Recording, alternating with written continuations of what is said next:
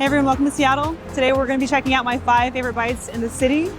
We have a very vibrant and diverse food scene here. I can't wait to share all of this with you. Let's go check it out. First place I'm taking you to is Kilig. It is a Filipino-American restaurant by my friend Mel. It is a place that specializes in Filipino soul food and good vibes. The dish that I love here is what they're known for, which is bulalo. Mel has opened up this spot to give access to something that is just really found at home. When you don't feel good, this is the thing that you need from your grandma. The special part of this dish is the beautiful piece of bone marrow, the perfectly braised pieces of beef throughout that, soft, tender potatoes that have been cooked through, corn on the cob. I think it's so delicious. I'm so thankful this has opened up here. It's just beef bones and water. Yeah. And salt. And I think in the Philippines, like, so much of our food is so flavorful, but it's so simple. Oh my God, it's delicious. I am not putting any effort into pulling this apart. It is fork tender, seasoned very well. You're not gonna find bulalo in every Filipino restaurant out there, especially a modern one. I think that is what's so special and unique about it. I hope you guys come and check it out. We're here at Kamonegi. I love this place so much. It's a great Soba-focused restaurant with an amazing sake list. Can't really ask for anything more than handmade soba noodles. Let's check it out. We are here with Soma-san, and she is kind enough to let us into the kitchen space to see the soba making process. I don't see like any place like making noodle by hand. And dry noodle and fresh noodle is completely different.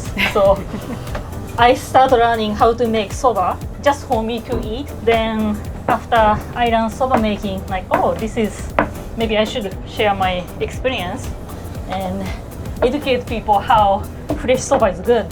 The style of noodles that she's serving is a dipping style. It's going to be served off to the side. You've got a bowl of just beautiful hot broth in front of you. This broth, so rich. You've got slices of duck breast. You've got what's referred to as skune, minced duck legs that have been made into almost a type of sausage. It's something that I think is so exceptional and makes this restaurant so special. Cheers. Cheers.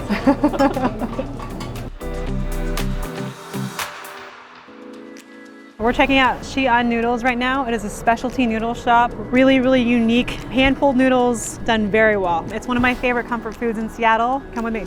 Xi'an Noodle is dedicated to making these by hand. They make the dough every single day. They roll it out and they stretch it beautifully across this little bench and then pull it up, tear it to the thickness they're looking for. There's just something very exciting about the quality of that work. For some reason, they're letting me back here doing this. This is the noodle dough. They're spreading it out and flattening it and then stretching it. Ooh. And then you tear it, right? Yeah. So 1, 2, 3. The first year of living here, my wife and I made a pact to live close enough to one of these so that we could get delivery or come swing by one.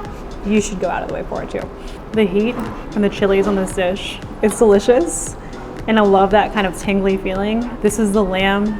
It's like sort of braised, cross-cut, like shaved very thinly and then like tossed in with a bunch of these like chilies and spices in this chili oil. This is so good, I have to like actually physically stop myself. Next we'll throw it to Spinassa. Let's go check it out.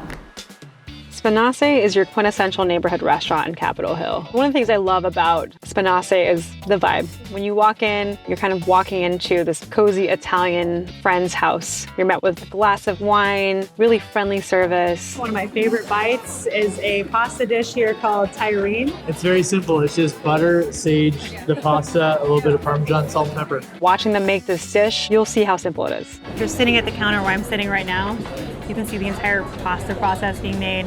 Pretty open kitchen, beautiful space, very quaint. So much about what I love about this dish is just the umami. The butter and the Parmesan coming together harmoniously. Like, you've got to eat it while it's hot. I'm talking a little bit too much right now because I'm excited about it, but I love this dish.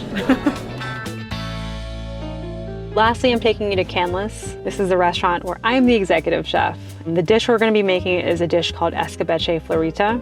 It is a play off of my grandma's last dish she made me before she passed away. My grandma was a little bit sassy. She kind of broke the rules where we needed to break the rules. This is my way of connecting with her on a daily basis. The vibrancy of the sauce, the crispiness of the fish, the nice crunchy vegetables. This is my way of getting to honor someone who has meant so much to me. This is it. This is our escabeche florita. This is my most favorite thing my grandma used to make for me, and I like to think of it as a very special celebration of someone I love so much. So,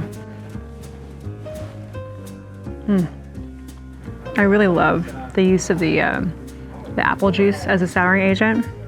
It's a way to connect this to the state of Washington, which is very famous for apples.